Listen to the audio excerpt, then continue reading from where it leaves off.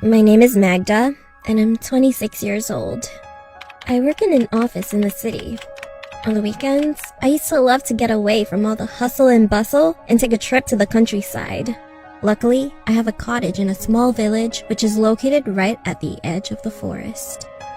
How I used to love to get out of the city and spend the weekend in my little cottage. Why did I stop? Well, I'll tell you. After a hard week at work, I needed to rest, so I decided to get out of town. I went home, packed my bags, threw them in the trunk, and drove off.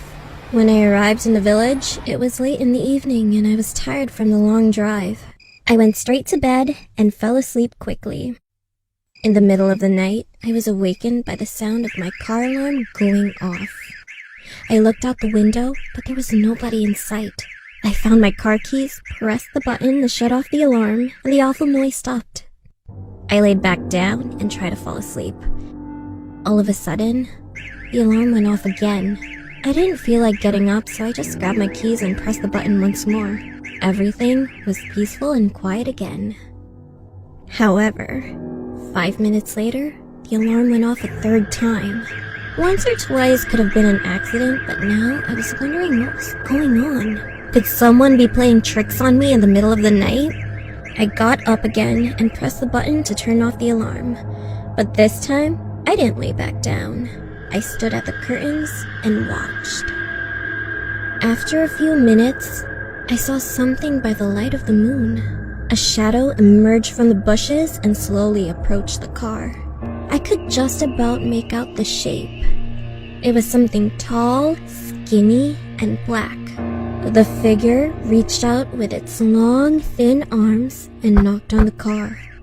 The alarm went off again, and quick as a flash, the dark figure retreated back into the bushes.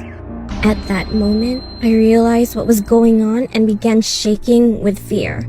I turned off the alarm and continued to watch. The thing emerged from the bushes again, slid silently over to the gates, threw a hand through them, and removed the partition holding the gates closed. I was paralyzed with fear, and I couldn't move. My mind was overcome by panicked thoughts. What was it? What did it want from me? What was it doing? Would it ever go away? A shiver ran through my body, from my head down to my toes. My mouth was dry and my heart was beating fast. I was so tense, I was gritting my teeth and clenching my hands into fists. I regained control of myself and ran down the stairs as fast as my legs could carry me to the ground floor. I wanted to look for something I could use to protect myself. However, just as I was about to switch on the lights, I suddenly froze in my tracks. The dark figure was at the window. It was pressed up against the glass, staring in, looking to see whether or not there was someone home. I immediately ducked down behind the sofa and peered out. That's when I realized what all those tricks with the car were for. It was trying to lure its victim outside. I couldn't take my eyes off its hideous face. Its skin was the color of ash and covered with wrinkles. Its eyes were small, beady, and completely black.